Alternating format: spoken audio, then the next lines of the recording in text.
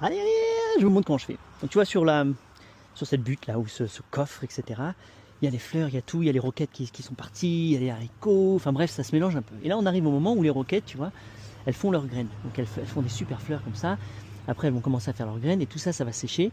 Et ça c'est plein de graines et il y en a plein qui vont tomber, donc ça va repousser partout. Et moi je vais en récolter plein et je vais en distribuer, et je vais en filer à la bibliothèque et je vais en mettre de partout.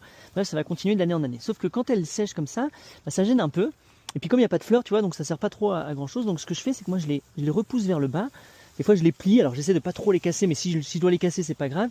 Il faut juste que ça reste connecté. Et bref, juste en les pliant, tu vois, comme ça, donc elles continuent à faire leur vie, à faire ça. Ça crée de la lumière là, tu vois, pour ce petit zinnia là qui galère, les cosmos aussi.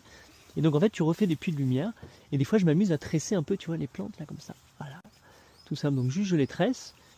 Ça leur permet de pas s'étaler trop partout, parce que des fois, bon, c'est beau, mais pour pouvoir donner